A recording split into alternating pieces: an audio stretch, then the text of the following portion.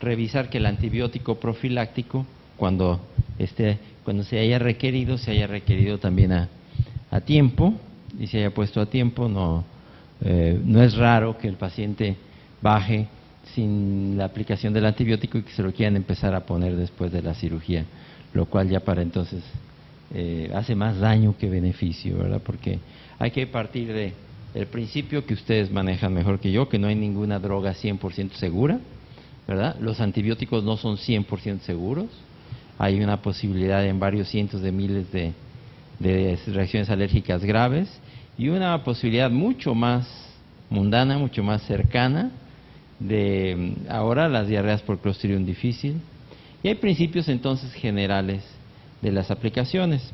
Yo quise utilizar también mi libertad de cátedra para que hablemos algunas otras cosas alrededor de las infecciones de la herida quirúrgica, porque también atañen a los anestesiólogos, y quiero hablar de cuáles son las evidencias, ¿verdad? Porque muchas de las cosas que hay al respecto de prevención de la infección de la herida quirúrgica, pues es teórica, pero a veces no está sustanciada en la evidencia, en la literatura. Quisiera empezar por señalar este concepto que debe ser claro. No todas las infecciones del sitio quirúrgico son iguales. De hecho, antiguamente la clasificación era exclusivamente como infecciones de la herida quirúrgica. Ahora se ha quitado ese nombre, probablemente ya lo sepan, se deben referir como infecciones del sitio quirúrgico, ¿verdad? Porque el sitio quirúrgico es propiamente la infección de la herida o la infección del lecho, ¿verdad? Por ejemplo, en este caso, si esto se somete a una cirugía o es resultado de una cirugía, pues la herida podrá tener un problema, pero en el caso de la sepsis abdominal, el lecho quirúrgico es el que está infectado. Y aquí viene uno de los conceptos más importantes en prevención y profilaxis de infección de la herida quirúrgica o del sitio quirúrgico. La profilaxis se dirige sobre todo y es eficaz, acaso, en la profilaxis de la herida quirúrgica. La profilaxis con antibióticos es muy poco eficaz para las infecciones del lecho quirúrgico. Las infecciones del lecho quirúrgico se previenen sobre todo al no dejar tejido muerto, al no dejar vasos sangrando, la habilidad del cirujano, la capacidad que tenga para manejar los tejidos apropiadamente, qué sé yo, no dejar tumor, no dejar detritus. Pero el antibiótico, la profilaxis ahí tiene muy poco que ver en la infección del lecho.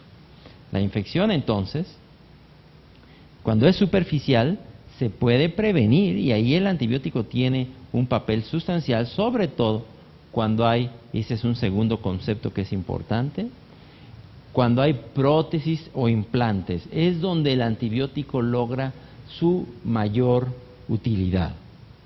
Cadera, rodilla, cirugía de corazón, derivación ventrículo-peritoneal. En esas cirugías particulares que son limpias con implante, es donde el antibiótico tiene, de acuerdo con la evidencia en la literatura, su mayor utilidad.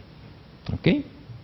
Entonces, estas infecciones profundas o del lecho, insisto, tiene muy poco que ver ahí el antibiótico en la prevención.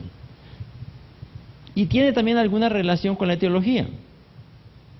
Si ustedes ven una infección de la herida quirúrgica propiamente, o sea que no incluye los planos profundos, en el caso de las cavidades no incluye las vísceras, es exclusivamente la herida quirúrgica, esas infecciones generalmente son por Staph aureus o por Streptococcus beta hemolítico. Difícilmente, digamos, por ejemplo, una Escherichia coli te da una infección de la herida quirúrgica. Y las infecciones polimicrobianas y las infecciones del lecho generalmente vienen desde adentro, son polimicrobianas e incluyen otros microorganismos. Pero en la superficie, generalmente cuando la infección es propiamente sí de herida, no de todo el sitio quirúrgico, generalmente ahí es Staph o es Streptococcus beta hemolítico. Y hay una tragedia también en todo esto, que desde hace más o menos 10 años, aquí en la región, como reflejo de lo que pasa en todo el mundo también, la mitad de las infecciones por estafilococo en la comunidad son ya resistentes a meticilina. Y ustedes dicen, ¿meticilina? Pues eso qué, ese antibiótico ya ni se usa, ¿verdad? ¿Cuál es el problema? Bueno, es que cuando uno dice estafilococo resistente a meticilina, se está refiriendo a un estafilococo que así se llama, pero que en ese contexto es resistente a prácticamente todo, menos a vancomicina, linezolid y ahora un nuevo antibiótico que acaba de salir hace poco, que es la ceftarolina. Fuera de eso, realmente ningún antibiótico le va a pegar al estafilococo resistente a meticilina. Por desgracia, en la comunidad, ya en León tenemos el 50% son de esos, y en los hospitales, supongo que aquí el HRAEB no es tan diferente, más del 50 a 70% ya son resistentes a meticilina. ¿Qué quiere decir?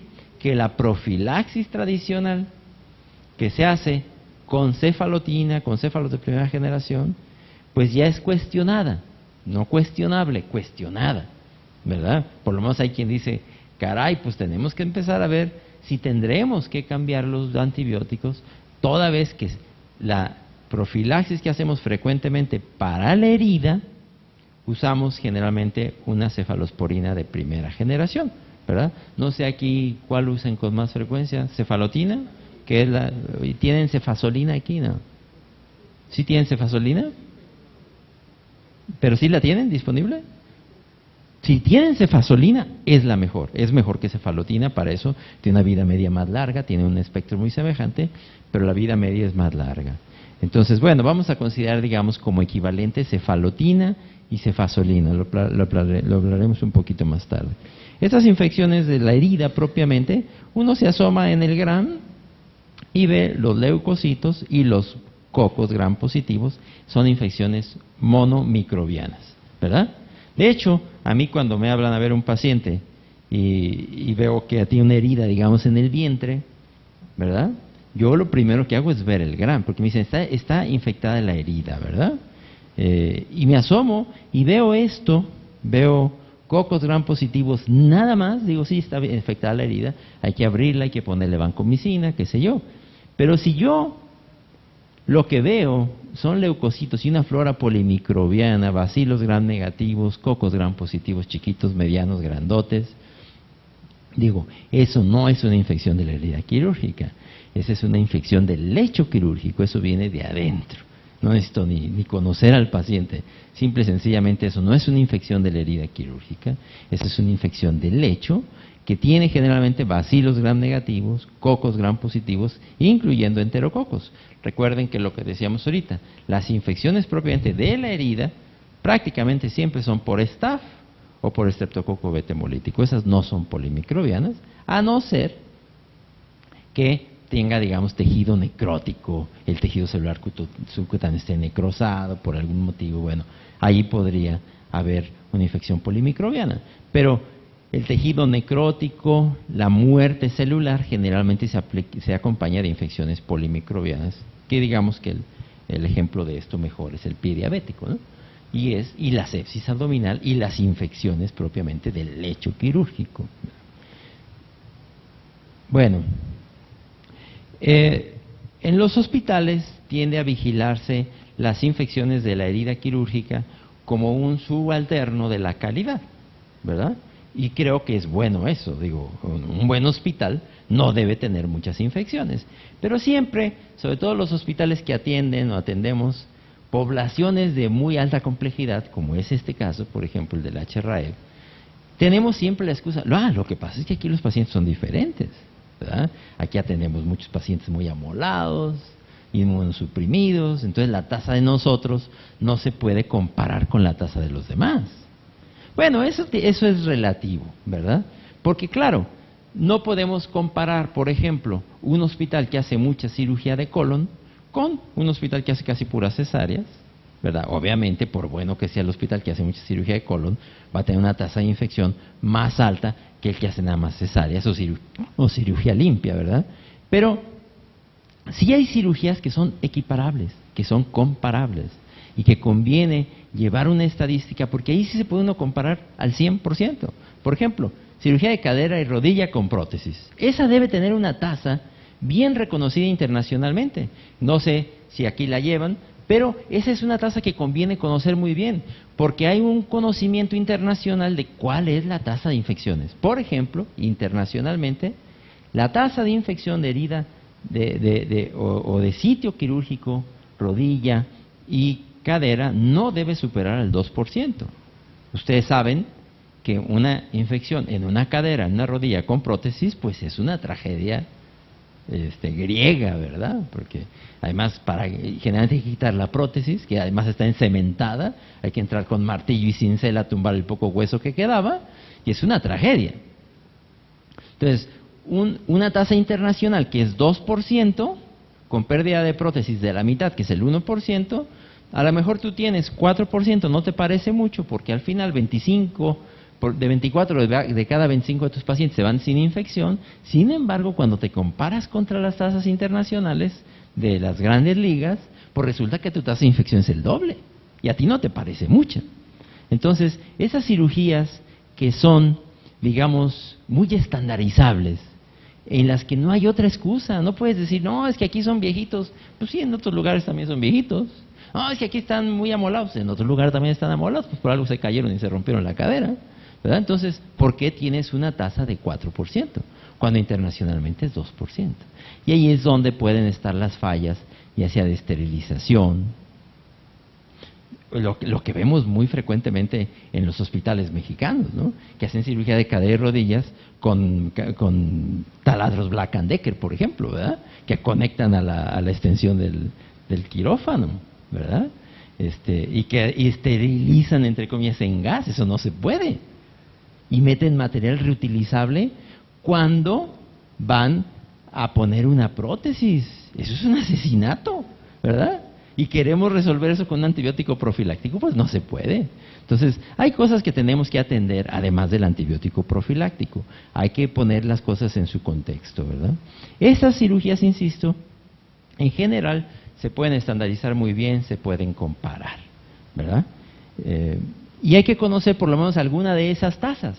Yo creo que si ustedes hacen, por ejemplo, cirugía de cadera y rodilla, pues es una muy buena manera de poderse comparar, o una cirugía en específico. Hay un sitio en los Estados Unidos, se llama el NNIS, donde vienen todas las tasas de las cirugías que son estandarizables, ¿verdad? Y entonces, si ustedes conocen una tasa de su cirugía, se pueden comparar contra el promedio de las tasas, digamos, en los Estados Unidos, y pueden saber si andan bien, regular o mal. En nutrición, que es donde yo trabajé muchos años, llevábamos esta centinela, que era la herida limpia sin implante, ¿verdad? O sea, tiroides, mama, hernias. Esas tasas no deben exceder en general el 4%. 3%, digamos que es ya más o menos el estándar internacional. ¿Qué pasa cuando tú metes todas esas? Claro, no hay que combinarlas con colecistectomías, porque pues ahí ya es otro tipo de cirugía, con colectomías, con cirugías que entras a través de mucosas, pero la cirugía limpia sin implante, en general, por mal que esté el paciente, no debe superar el 4% de la infección. ¿Qué pasa cuando tú tienes el 7%? A lo mejor no te parece mucho, y sin embargo estás casi al doble de lo que debieras tener. Y entonces es donde ya te puedes preguntar qué tal están jalando los autoclaves, cuál es la política de antibióticos profilácticos, cómo se están poniendo, cuál es el antiséptico que están usando en cirugía, están vigilando la temperatura transoperatoria en el quirófano, no la están vigilando. Y es donde generalmente sale el peine, ¿verdad? ¿Qué es lo que se está haciendo mal? Porque, por mal que estén los pacientes, esa es una cirugía estandarizada. Todo el mensaje entonces aquí es, no hay que pensar en profilaxis de infección de herida quirúrgica exclusivamente en términos del antibiótico. El antibiótico tiene un valor, sin duda, demostrado en la literatura, pero es relativamente limitado cuando tú lo comparas con otras cosas que puedes o debes hacer. Les voy a dar solamente un ejemplo. Ustedes saben que en la mayoría de los hospitales en los Estados Unidos que operan cadera y rodilla con implante, esa es una cirugía que se conoce como cirugía ultralimpia, ¿verdad? Que debe haber un número determinado de personas en el quirófano, no más, preferentemente un quirófano con flujo laminar. Al menos el 70% de esas cirugías en los Estados Unidos se hacen en esas condiciones. Y entonces aquí frecuentemente en México decimos, es que aquí se nos infectan más porque no tenemos esos cuartos ultralimpios, esos quirófanos ultralimpios. Bueno, podemos compararnos, ¿verdad? Porque dices, ok, a ver, en los Estados Unidos entre 1 y 2%. ¿Cuánto de eso equivale al quirófano ultralimpio? ¿Cuántos de esos? Si tú no lo tienes, ¿a cuánto subiría si estuviera en 2%? Pues al 2,5%, medio punto porcentual probablemente. Pero resulta que tú puedes tener el 7%. Si tú te pones un quirófano ultralimpio, pues lo vas a bajar al 6,5%.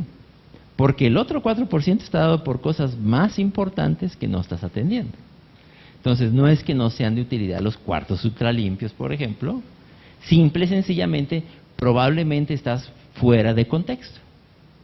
Y en ese mismo sentido, el antibiótico te puede bajar, por ejemplo, si tú tienes una tasa de 7, a lo mejor el antibiótico te lo va a bajar al 6,5. Sí te lo baja. Pero como que no te sirve mucho porque tenías cosas más importantes que hacer antes del antibiótico. Porque tienes 7%. Estás reutilizando material desechable, los autoclaves no están bien controlados, no estás utilizando el antiséptico apropiado, qué sé yo, ¿verdad? Entonces, otra vez, el mensaje es, hay muchas cosas que hacer alrededor del paciente para que se disminuya la tasa a niveles decentes, que son los niveles internacionales. ¿Cuánto es un nivel decente? Sí podemos decir, digamos, una regla fácil de decir, que en cirugía limpia sin implante, la tasa de infección no debe exceder el 4%. Si excede el 4%, algo se está haciendo mal. Y es algo muy sencillo, porque ustedes pueden simple y sencillamente sumar todas sus tiroidectomías, todas sus plastías o qué sé yo, lo que se haya hecho con las hernias, mama sin implante y saquen su tasa. Si están arriba de 4%, están excedidos, de acuerdo con las estadísticas internacionales. Entonces, aquí están algunas de las cosas que, de acuerdo con los paquetes, se tienen que hacer y que están evidenciadas en la literatura que disminuyen la tasa de infecciones. Entra el paciente, sobre todo cuando hubo tiempo, sin una infección remota identificada. Es típico de los diabéticos, por ejemplo. El diabético que entra con bacteriuria tiene mucho más riesgo de infección que el que entra sin bacteriuria. Entonces, por ejemplo, un diabético, pues en la consulta antes de llegar a cirugía, tiene que tener identificado si tiene bacteriuria o si hay un foco de infección. Si hay tiempo y tienes la boca hecha un desastre, pues arréglate la boca si no es gran urgencia, porque las infecciones de la boca son, sin duda, la mala condición de la boca es una condición que incrementa la tasa de infección. No hay que depilar el sitio quirúrgico, ¿verdad? Me supongo que no lo están depilando, o lo están cortando con cortadora, o lo están rasurando. ¿Rasurado? Mal hecho, ¿verdad? O sea, no se debe rasurar. Hay que dejar el pelo, o si lo quieren cortar, tiene que ser con cortadora. El rasurar el pelo, el vello, incrementa al menos al doble la tasa de infección basal, ¿verdad? Entonces, eso está evidenciado en la literatura con muy alta calidad. El antibiótico profiláctico también, pero hay que ver en cuáles casos. En los pacientes diabéticos, su buen control. ¿Cuál es el mejor antiséptico que se puede usar en cirugía? De acuerdo con toda la evidencia actual, clorhexidina. ¿Cuál están usando? Clorhexidina, perfecto, ahí están perfectos, ¿verdad? Están checando la temperatura transoperatoria, que el paciente no caiga en hipotermia. Ese también tiene una tasa, digamos, una calidad relativamente alta. O sea, hay que estar checando que el paciente no caiga en hipotermia en el transoperatorio, sobre todo en cirugías que van a durar más de 1, 2, no se diga 3, 4 horas. Si el paciente cae en hipotermia, la tasa de infección se incrementa sustancialmente. Y esa es una labor del anestesiólogo. Otros, el paciente debe bañarse con un jabón antiséptico preferentemente un baño de clorhexidina, un baño seco de clorhexidina antes de la cirugía. Evitar la hipotermia, dice ahí, cómo se aplica el antiséptico, disminuir la estancia preoperatoria, preferentemente en cirugía electiva, no internar mucho antes al paciente porque se va a colonizar de microorganismos resistentes, y otra vez el antibiótico profiláctico, ¿verdad? Ahora, en términos generales, decíamos, ese principio se aplica. El antibiótico profiláctico va a servir para la herida quirúrgica, no para todo el sitio quirúrgico. De la herida para abajo depende ya de la habilidad del cirujano o de las condiciones propias. Si tiene un paciente con un tumor necrosado y que el cirujano no puede resecar, bueno, no es culpa del cirujano, pero ese lecho quirúrgico tendrá un alto riesgo de infección. La profilaxis que nosotros hacemos debe estar dirigida básicamente contra estafilococo dorado, que es la infección de la herida quirúrgica propiamente dicha. Y la profilaxis también de la lesión, de la herida quirúrgica, se dirige también a estreptococo beta hemolítico. Se parece mucho en ese sentido también a la infección por estafilococo. Es la infección de lo que se conoce propiamente la infección incisional, ¿verdad? Para eso es el antibiótico. Generalmente una cefalosporina de primera generación, allí hay cefalotina, yo puse un frasco gringo porque hasta donde sé en México ha fallado mucho. Perdón, la cefazolina, que es la preferible, yo no sé por qué en México, de hecho hubo la cefazolina en México, pero la sacaron porque nadie la compraba, ¿verdad? Y sin embargo la cefalotina que existe siempre, el Keflin, que tiene una vida más corta, se vende razonablemente bien en México, por costumbre, pero es preferible la cefazolina, porque tiene una vida media más larga y es exactamente el mismo espectro. Pero bueno, ¿qué vamos a hacer? Tenemos nosotros generalmente nada más el Keflin, ese está bien. Ahora, dice ahí, generalmente es una céfalos de primera generación. Y eso está también muy bien establecido. Hay un estudio clásico en New England, 1992, por ahí está la referencia, que se hizo en un estudio aleatorizado, cegado, que establece con claridad que el momento óptimo del antibiótico es antes de la cirugía. Y de antes de la cirugía, entre 2 horas y el momento de la incisión. No más, no mucho antes, no después. En la única condición en la que se pone después de la incisión es en cesárea, para que no se vaya al cordón umbilical, ¿verdad? Pero esa es la única excepción. En términos generales también se puede decir como principio, si estás indicando antibiótico profiláctico después de la incisión, estás mal. Ya en ese momento va a servir de muy poco. Eso lo he repetido desde hace 10, 20 años en el Hospital General Regional, que los residentes siempre suturan al paciente en urgencias, al borracho, ¿verdad? O al que llegó ahí navajeado, lo que sea, lo suturan y lo mandan a su casa con doxiciclina o dicloxacilina. ¿Ya para qué? ¿Verdad? En todo caso, si lo quieres poner, ponlo antes de que lo sutures, no después, ¿verdad? Aquí hay unos principios generales también. Entonces, esta es la referencia, es una referencia clásica del 92, es un estudio muy bien hecho, aleatorizado, cegado en distintos tiempos, que mostró ninguna duda. El ideal es 60 minutos antes de la incisión, no más de 2 horas antes, no después de la incisión. Algunos antibióticos, sobre todo si ahorita vamos a hablar un poco de la vancomicina, ¿cuál es el problema de la vancomicina si lo pasas rápido? El síndrome del hombre rojo, ¿verdad? ¿Es una alergia? No es una alergia, eso le pasa a cualquiera.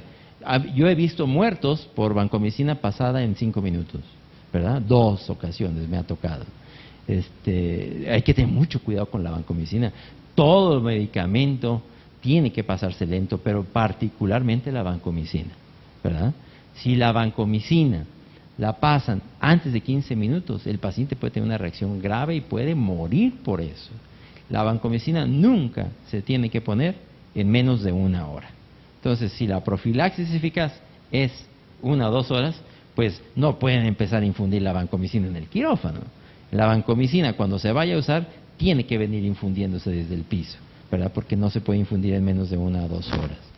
En general, la dosis es única, ¿verdad? También se puede decir que si alguien está usando profilaxis, más de 24 horas, está mal. En términos generales, es una sola dosis. Si la cirugía dura más de 4 horas, puede ser una segunda dosis a las 4 horas, pero nada más. ¿verdad? Porque toda profilaxis tiene el riesgo farmacológico propio del antibiótico y la infección de Clostridium difficile. No se coman ahorita en el HRAF con Clostridium difficile, pero en muchos hospitales del mundo ya Clostridium difficile es la infección número 1 en los hospitales. Es el agente causal de infecciones número 1, por lo menos en Estados Unidos y Canadá. Más de la mitad de los hospitales, su patógeno número 1 ya es Clostridium difficile. Y eso es uso y abuso de antibióticos en los hospitales. Y Clostridium difficile mata. De hecho, se estima que en los Estados Unidos mueren anualmente más de 50,000 personas por Clostridium difficile. Si lo traspolamos a México, en México deberán estarse muriendo por lo menos 5 o 10,000 personas por Clostridium difficile cada año. Y un problema es que Clostridium difficile ya está en la comunidad también. Y ya tenemos cepas hiperproductoras de toxinas. Esa es harina de otro costal, ¿verdad? Pero bueno, en general se puede decir que el antibiótico, para no equivocarse, es una cefalosporina de primera generación. Les podrán cuestionar, ¿sabes qué? Es que en esta cirugía a lo mejor no estaba indicado. No pasa nada. En términos generales, no se equivocan. Si tienen duda, poner un antibiótico profiláctico. Si van a poner una cefalosporina de primera generación, no se van a equivocar, a no ser que el paciente sea alérgico. A algunas ocasiones, ahorita lo vamos a platicar, funciona mejor que en otras, pero inclusive cuando es cuestionable, puede, por lo menos, de acuerdo con algunas evidencias de la literatura, tener algún valor. Entonces no se equivocan si de entrada piensan cefalotina siempre, y las demás son excepciones. Ahora, decíamos, la profilaxis está orientada a estafilococo estreptococo beta hemolítico. El estafilococo ya 50% es resistente a meticilina, lo cual significa que 50% es resistente a cefalotina. ¿Le vamos a meter vancomicina como profilaxis? Ese es sujeto de un gran debate todavía en la literatura. Hay quien dice que sí, hay quien dice que no, hay quien dice que quién sabe. Si ustedes deciden poner vancomicina, pues no se equivocan. Yo lo que siempre digo es, si algo no hay evidencia contundente o razonablemente buena de que sirva, pues lo mejor es seguir haciéndolo de siempre. Yo sería de la opinión de seguir usando cefalotina hasta que se determine que en efecto es mejor usar vancomicina, al menos para los casos en que la infección no sea catastrófica, como es el caso de válvula cardíaca, cirugía de cadera y rodilla. Lo demás, insisto, no se equivocan si ponen cefalotina. Las indicaciones a veces tienen solamente bases teóricas. Por ejemplo, hay quien dice que en los pacientes con sobrepeso hay que poner el doble de la dosis. Pues quién sabe, realmente no hay ningún estudio que indique que eso es bueno, ¿verdad? Y las bases teóricas también a veces, por ejemplo, para la cirugía que entra a través de la boca y que hace incisiones en la mucosa, y hay quien sugiere, bueno, como ahí hay anaerobios, entonces hay que usar como profilaxis mejor clindamicina. Y hay quien la usa. Y digamos, la base teórica está bien. Y mucha gente lo hace. Sin embargo, es teórico. No hay ninguna evidencia en la literatura de que eso funcione. Y en antibiótico profiláctico hay muchas cosas así. Por eso les digo, de entrada, si ustedes usan cefalotina, no se equivocan. Por ejemplo, en la cirugía sin implante, hernias, cabeza, cuello, mama, no tienen prótesis, no tienen implante. Ahí nada más van a cubrir Staph aureus, estreptococo beta hemolítico. Si adentro dejaron un vaso sangrando, si dejaron tejido necrótico y eso se va a infectar, eso es asunto del cirujano y eso no lo van a cambiar con antibiótico profiláctico. Ahí se pone cefalotina. Hay quien dice, como decía, que si entran a través de la mucosa de la boca, uses clindamicina, o si hay alergia a la cefalotina, uses vancomicina. Yo creo que eso es razonable. El beneficio, si no hay prótesis, si no hay implante, es cuestionable en cirugía limpia. Pero, si deciden usarla, otra vez, no se equivocan. Hay quien dice que hay que usarlo. La literatura hay un debate, y el debate significa que puedes usarlo. Yo también creo que en cirugía limpia, sin implante, no hay que poner antibiótico profiláctico. Pero si alguien me quiere discutir eso, no lo voy a discutir porque yo digo, ok, puedes hacerlo, puedes tener razón. Nadie sabe aquí y ahora. En prótesis o en hernias, que cuando se usa malla, ahí sin duda el antibiótico profiláctico funciona bien. Ahora, ¿qué es decir funcionar bien? ¿A cuánta gente, digamos, en una cirugía de hernia con colocación de malla, está bien establecido que el uso del antibiótico disminuye la tasa de infección de la herida? Está bien establecido. Pero a veces lo que no tenemos más claro es a cuánta gente hay que ponerle el antibiótico profiláctico para evitar una infección. Porque no quiere decir que a cada paciente que le pones el antibiótico le vas a evitar la infección, ¿verdad? A lo mejor si no se lo hubieras puesto, de todos modos no se hubiera infectado, y a lo mejor con todo el antibiótico se va a infectar. Es estadístico, la medicina es probabilística. ¿Cuánto es el número necesario a tratar? Te disminuye la tasa de infección un punto porcentual. Si tu tasa basal es de 3%, te la baja al 2%. ¿Vale la pena? Sí. Pero si del 3% baja al 2%, el número necesario a tratar es 100.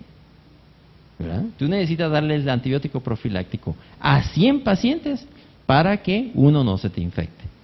¿Sí? La vas a bajar del 3 al 2. Es lo que se conoce el número necesario a tratar. Y es más o menos el contexto también del uso del antibiótico profiláctico. Del 3% al 2%, o del 2 al 1, o del 9 al 8, no del 9 al 2. ¿Ok? Porque la caída es absoluta, no relativa, es un punto porcentual. Siempre va a ser, el número necesario a tratar es más o menos de 100. Entonces, tampoco es la octava maravilla. Pero sí hay que considerar que epidemiológicamente, estadísticamente, 100 ampolletas de cefalotina bien valen una infección de herida quirúrgica, ¿verdad? Es más o menos el cálculo estadístico epidemiológico que tenemos que hacer. Ahora, donde está muy bien establecido es en la cirugía con implante. Cadera, rodilla y corazón. Cirugía de cadera, cirugía de rodilla y corazón, porque allí, decíamos, la infección es catastrófica y te baja también un punto porcentual. Tú necesitas darle a 100 para evitar una infección de cadera y rodilla, pero siendo cadera, rodilla o corazón, muy bien vale la pena. Y eso hay estudios de alta calidad en la literatura. Ahí abajo están las guías, si alguien quiere conocer las referencias. Aquí el problema es, otra vez, si vamos a usar cefalotina y lo que estamos previniendo es Staph aureus, ¿no será mejor usar vancomicina, como se hace con los alérgicos? Pues hay quien propone eso. Yo les voy a decir que si yo me fuera a operar de la cadera, de la rodilla, yo seguiría este consejo o esto que ya hacen varias instituciones. Cuando el paciente se le va a ser sometido a cirugía limpia con implante, en la consulta le buscan estafilococo en la nariz. Ustedes saben eso también, ¿no? ¿Dónde se esconde el estafilococo dorado en todos nosotros? ¿En dónde se esconde? En la nariz. El 30% de nosotros tenemos Staph aureus en la nariz. Ahí es su reservorio. Y es el reservorio principal en los pacientes. Entonces hay algunas instituciones que están haciendo eso. En la consulta, antes de la cirugía, cultivan las fosas nasales, el tabique nasal, ahí se raspa de los dos lados. Si crece estafilococo, se le pone mupirocina para descolonizarlo antes de la cirugía, antes y después de la cirugía. Ahora, vas a evitar la infección de Staph aureus o estafilococo coagulasa negativo en la prótesis. Si tú decides poner cefalotina, no te equivocas. Es lo que está de acuerdo inclusive con las guías. Pero aquí sí, yo creo, y eso es yo lo que le recomiendo a los ortopedistas es usen vancomicina. Porque la infección es catastrófica y porque ese Staph generalmente va a ser resistente a meticilina. Es el único caso en donde yo recomiendo vancomicina profiláctica. Cirugía de cadera, cirugía de rodilla, neurocirugía con derivación ventrículo-peritoneal. En esos tres casos yo recomiendo vancomicina, solamente en esos tres casos. Si ustedes me dicen, no, yo sigo recomendando cefalotina, como en las guías, están bien. Cada quien, ¿verdad? Esto es, cada quien habla según le va en la feria. Yo creo que esta pregunta, vancomicina como primera elección, yo creo que en los años subsecuentes se va a determinar que vancomicina para esos 3 casos es la primera elección, porque creo que funciona mejor, aunque, insisto, yo no tengo eso tampoco sistematizado. En cirugía cardiovascular se parece mucho, ¿verdad? También hay que buscar colonización nasal, poner mupirocina, eso es lo mismo que en los casos anteriores, ¿verdad? En cirugía de colon y recto, es el paciente, si es electivo, debe venir ya preparado, ¿verdad? La preparación intravenosa urgente con cefalotina, metronidazol se considera cuando el paciente no tuvo tiempo de prepararse. También hay quien dice que esa preparación intravenosa, en lugar de la preparación oral de eritromicina, neomicina y esta solución para limpieza de colon, limpieza mecánica, funciona mejor, pero hay quien dice que no. Hay quien dice que la preparación con cefalotina, metronidazol o ceftriaxona metro o inclusive ertapenem, que es un carbapenémico, que eso funciona mejor. Hay un estudio, este estudio en New England, que mostró que la preparación con ertapenem funciona mejor. Redujo por lo menos 3 puntos porcentuales más, si mal no recuerdo, la tasa de infección. Es un poco como herético meter carbapenémicos en profilaxis, ¿verdad? Porque ahorita quiero que hablemos también lo que, híjole, está cuesta arriba que estemos usando ya carbapenémicos como profilácticos. Yo, en la única ocasión que estaría, digamos, de acuerdo en usar un carbapenémico, me refiero, imipenem, eropenem, ertapenem, como profiláctico, yo solamente estaría de acuerdo en cirugía colorectal, que es donde hay una razonable certeza en la literatura. Todos los demás, profilaxis que se están haciendo inclusive actualmente, eso yo lo veo en todos los hospitales, están metiendo profilaxis con imipenem, con meropenem, he visto inclusive profilaxis con colistina, quinolona, ciprofloxacina. Eso no tiene ninguna indicación y nomás nos está llevando a una situación en la que ya no nos va a quedar absolutamente ningún antibiótico. En cirugía biliar, yo creo que ahí otra vez, si dan cefalotina no se equivocan, hay algunas indicaciones en la literatura de que si hay obstrucción biliar, conviene mejor usar ceftriaxona, dosis única. Hay quien dice cipro, yo creo que aquí en México no. En los Estados Unidos, en Canadá, en los países desarrollados, ciprofloxacina es activa contra más o menos el 80% de los gram negativos comunitarios. Aquí en México, en León, el 80% de los gram negativos comunitarios son resistentes a ciprofloxacina. Aquí hemos usado ciprofloxacina hasta para dolor de garganta, ¿verdad? Aquí en México la ciprofloxacina sirve para maldita la cosa. Yo ahí sí creo que, aunque la guía diga que hay que usar ciprofloxacina, yo creo que en México definitivamente no. Y también usar piperacilina tazobactam, el tazocin, para profilaxis se me hace muy cuesta arriba. Yo diría, en todo caso, ceftriaxona, ¿verdad? Si no les gusta cefalotina. Y aquí también vancomicina, yo creo que allí no. Porque aquí vas también sobre algunos gram negativos, y si es una infección del lecho no lo vas a evitar. Yo creo que aquí seguimos usando cefalotina o ceftriaxona. Cabeza y cuello, otra vez, si no van a tocar mucosas, cefalotina, no se equivocan. Tengan eso casi como un mantra, no se equivocan en general si usan cefalotina.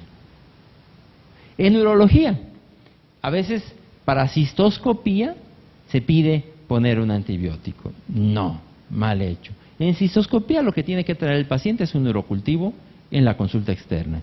Si tenía positivo el urocultivo, si el paciente tenía bacteriuria, pues hay que esterilizar la orina, digamos unas horas antes se le pone el antibiótico para que al momento que hagan el procedimiento entre con orina estéril el paciente, porque el antibiótico es muy eficaz para eso. Y en el caso de biopsia de próstata está bien indicado el antibiótico, ¿eh? Las biopsias de próstata producen hasta en un 10% bacteremia, porque frecuentemente hay prostatitis. Cuando hay prostatitis, hay bacteremia con una muy alta probabilidad. Entonces, en las biopsias de próstata, el antibiótico está muy bien indicado. Y ahí reduce la tasa de bacteremia del 10% al 5% o menos. Y allí la caída es de 5 puntos porcentuales. Quiere decir que ahí el número necesario de tratar es de solamente 20. Con 20 que tú le des, evitas una bacteremia en un paciente en próstata. Yo ahí iría ni por Cipro, que les decía que es lo que recomiendan en los Estados Unidos, ni por Bactrim. Aquí, ¿cuánto anda nuestra resistencia a Bactrim? 80%. En los Estados Unidos es 20%, igual que para Cipro. Yo no iría por ninguno de los dos. Yo aquí iría por Ceftriaxona, donde nuestra resistencia no supera el 20%. Eso en biopsia de próstata. En cirugía de próstata también la orina debe ser estéril. O sea, el paciente debe llegar con su cultivo de orina y si tiene un microorganismo, ponerle un antibiótico antes de la cirugía de acuerdo con el microorganismo que tiene la orina. ¿Cuáles profilaxis son difíciles de justificar?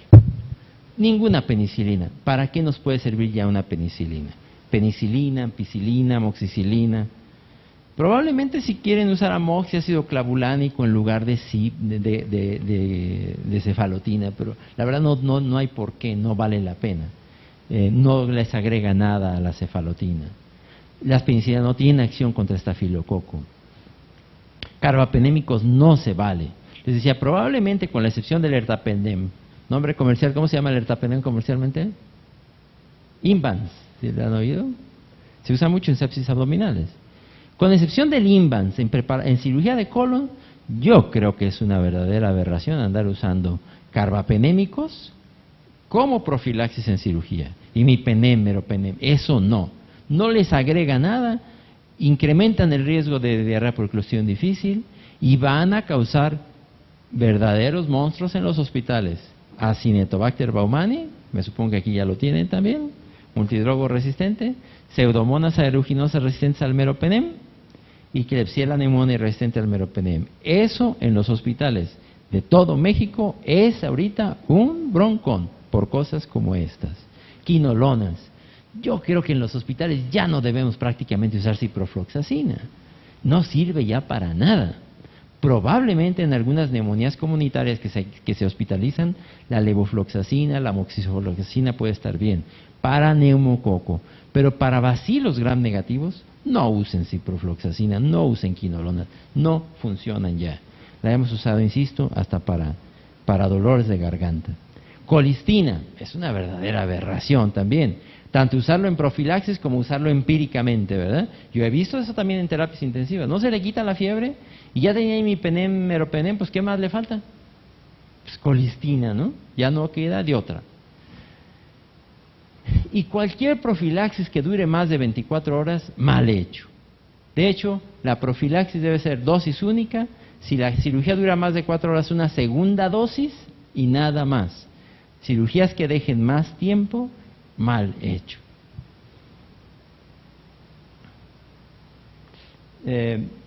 Otras cosas de bajo impacto en los hospitales, limpieza de las superficies con antisépticos, no funciona, ¿verdad?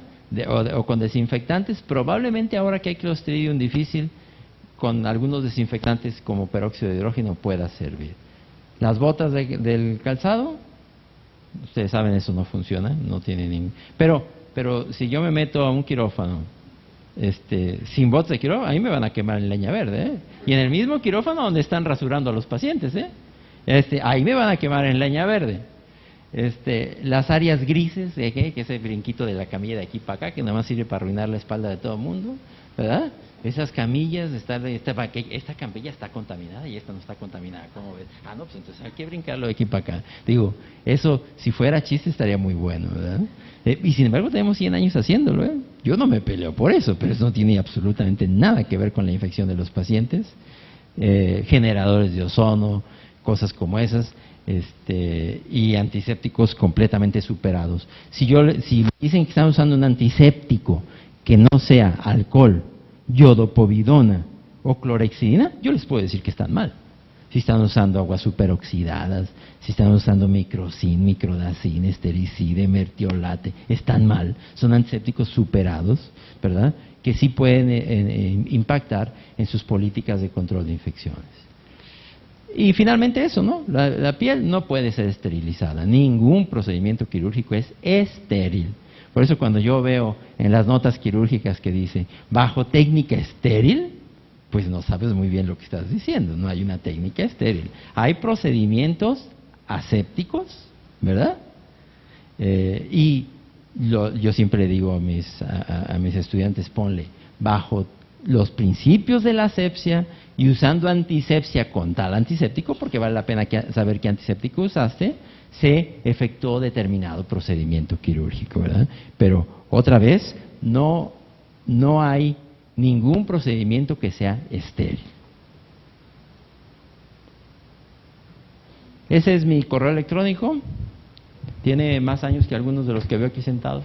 Lo abrí en 1994, ¿verdad? No lo he cambiado. Siempre contesto. Y ese es mi Twitter. Si alguien se quiere comunicar conmigo, con mucho gusto le contesto. No sé si tengamos tiempo más, doctor, o si alguien quiere hacer algún comentario, con mucho gusto. ¿Algún comentario, alguna pregunta? Tenemos un tiempecito. Sí, adelante.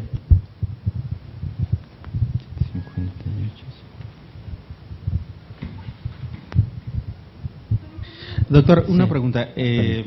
Ahorita te paso.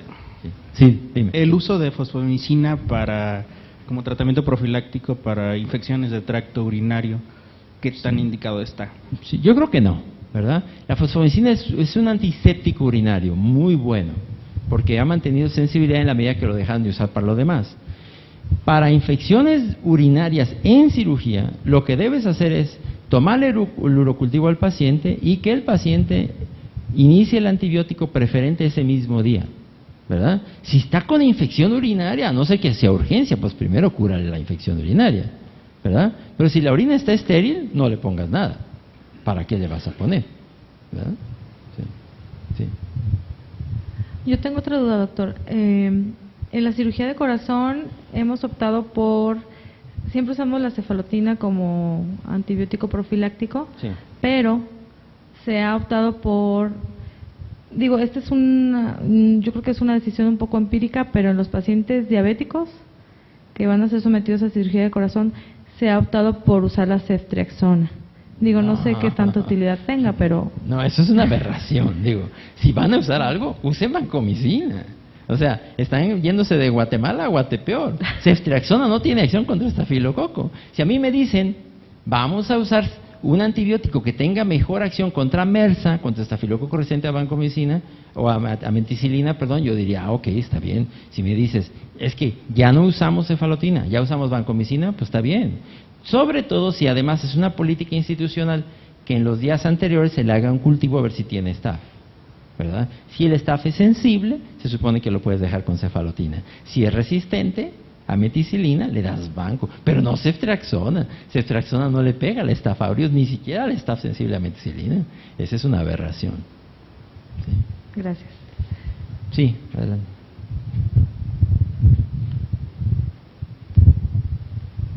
Buenas tardes, doctor. Excelente plática, me gustó mucho.